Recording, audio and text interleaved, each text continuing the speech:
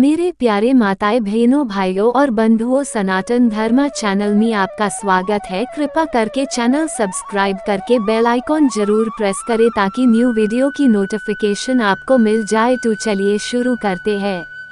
बंधुओं, आज द्वादशी के दिन मैं आपको सुनाने जा रही हूँ एकादशी व्रत पारण की कथा। बंधुओं, जिसे सुनने मात्र से आपको एकादशी व्रत के पूर्ण फल की प्राप्ति होगी। बंधुओं, यदि आपने हमारे भगवान विष्णु को बहुत ही प्रिय है, अब हम आपसे तुलसी की पुण्य में कथा को सुनना चाहते हैं। व्यास जी बोले, ब्राह्मणों, पहले स्कंद पुराण में मैं जो कुछ बतला आया हूँ भी यहाँ भी कहता हूँ। सतानंद मुनि के शिष्य कठोर व्रत का पालन करने वाले थे। उन सबने एक दिन अपने गुरु को प्रणाम करके परम पुण्य और हित की बात पूछी। शिष्य ने कहा, नाथ ब्रह्म बताऊं मैं श्रेष्ठ, आपने पूर्व काल में ब्रह्मा जी के मुख से तुलसी जी के जिस कथा का श्रवण किया था उसको हम सब सुनना चाहते हैं। सतानंद जी बोले, शिष्य गण, तुलसी जी का नाम उच्चारण करने पर ही असुरों का दर्प दलन करने वाले भगवान श्री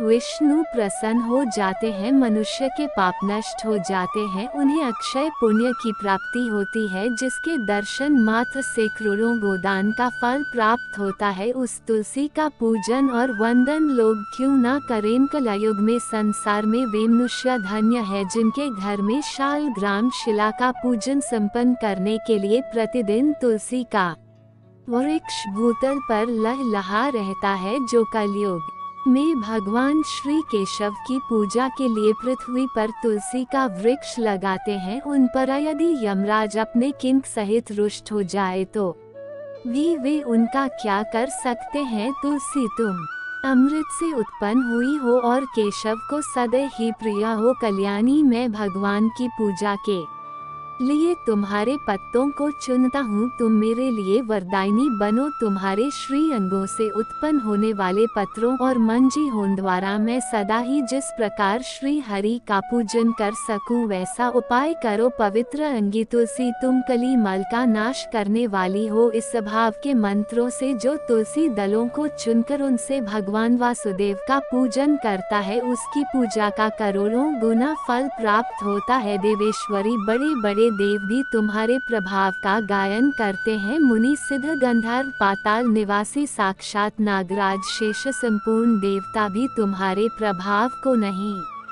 जानते। केवल भगवान विष्णु ही तुम्हारी महिमा को पूर्ण रूप से जानते हैं। जिस समय क्षीर समुद्र के मंथन का उद्योग प्रारंभ हुआ था, उस समय श्री विष्णु के आनंद अंश से तुम्हारा प्रादुर्भाव हुआ था। पूर्व काल में श्री हरि ने तुम्हें अपने मस्तक पर धारण किया। देवी, उस समय श्री विष्णु के शरीर का संपर्क पाकर तुम परम पवित्र हो गई। तुलसी, मैं तुम्हें प्रणाम करता हूँ। तुम्हारे श्री अंग से उत्पन्न पत्रों द्वारा जिस प्रकार श्री हरि की पूजा कर सकूं, ऐसी कृपा करो जिससे मैं निर्विघ्न पूर्वक परम गति को प्राप्त हूँ। साक्षात श्री कृष्ण ने तुम्हें गोमती तट पर लगाया और बढ़ाया था। वृंदावन में विचर समय उन्होंने संपूर्ण जगत और गोपियों के हित के लिए तुलसी का सेवन किया। जगत प्रिया तुलसी, पूर्व काल में वशिष्ठ जी के कथन अनुसार श्री रामचंद्र जी ने राक्षसों का वध करने के उद्देश्य से सरयू के तट पर तुम्हें लगाया था। तुलसी देवी, मैं तुम्हें प्रणाम करता हूँ। श्री रामचंद्र जी से योग हो जाने पर अशोक वाटिका में रहते हुए जनक किशोरी सीता ने तुम्हारा ही ध्यान किया था, जिससे उन्हें पुनः अपने प्रियतम का समागम प्राप्त हुआ। पूर्व काल में हिमालय पर्वत पर भगवान शंकर की प्राप्ति के लिए पार्वती देवी ने तुम्हें लगाया और अपनी अभिष्ट चिंतन और किन्नरों ने भी दुस्वप्न का नाश करने के लिए नंदन वन में तुम्हारा सेवन किया था। देवी, तुम्हें मेरा नमस्कार है। धर्मारण्य गया में साक्षात पितरों ने तुलसी का सेवन किया। दंडकारण्य में भगवान श्री रामचंद्र जी ने अपने हित साधन की इच्छा से परम पवित्र तुलसी का वृक्ष लगाया। लक्ष्मण और सीता ने भी बड़ी भक्ति के साथ परम पवित्र तुलसी का वृक्ष लगाया। लक्ष्मण और सीता ने भी बड़ी भक्ति के साथ उसे पोसा। जिस प्रकार शास्त्रों में गंगा जी को त्रिभुवन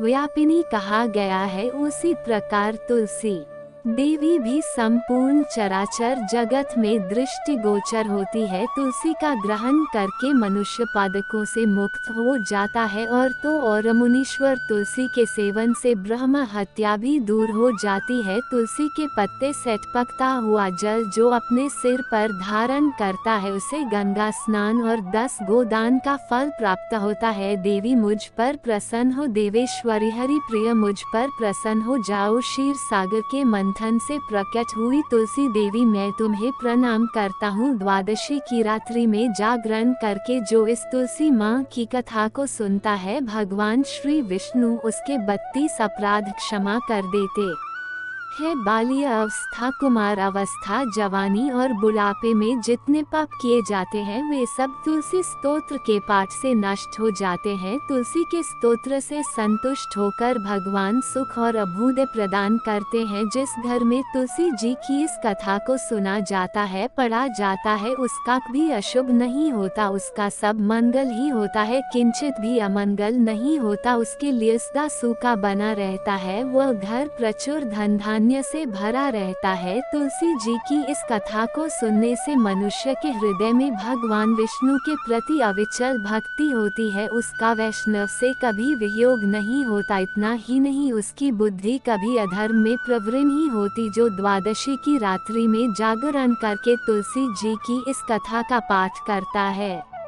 उसे करोड़ों तीर्थों के सेवन का फल प्राप्त होता है। बोलो विष्णु भगवान की जय, तुलसी माता की जय। राधे राधे।